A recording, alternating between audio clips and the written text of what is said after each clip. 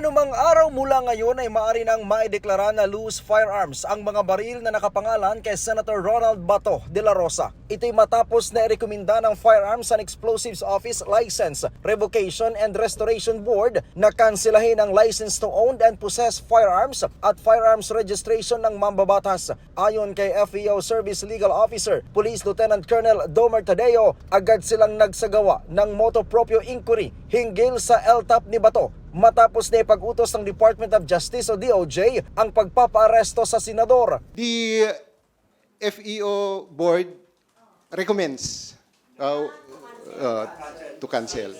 The ground is under Section 4G of the law of the RA 10591. That is, there is a pending criminal case where the imposable penalty is more than 2 years. And we all know that the crime has more than that, yung penalty niya. Since we have received the warrant of arrest, and then therefore we have to look all the circumstances. One is, of course, the concerned office of the PNP is processing for the revocation. Ngayong linggo, inaasahan na ilalabas ng FEO ang resulta ng rekomendasyon kung tuluyan ng kakansilahin ang lisensya ni Bato. The good senator will be notified of such cancellation. Kung gusto niya, he will file the necessary motion for reconsideration.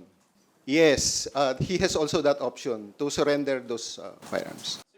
Pero kung tuluyan ng kansilahin ang lisensya ng mga baril ng senador, bibigyan siya ng ilang araw para isuko ang kanyang mga armas.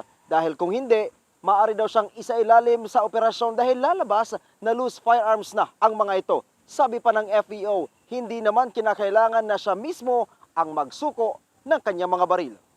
Ang motu proprio investigation ng PNP-FEO ay bago pa man ang hiling ng National Bureau of Investigation o NBI na kansilahin na ang mga baril ng nagtatagong senador. Si De La Rosa ay itinuturing ng International Criminal Court or ICC na co-conspirator ni dating Pangulong Rodrigo Duterte sa kasong Crimes Against Humanity of Murder kaugnay sa War on Drugs campaign ng dating administrasyon.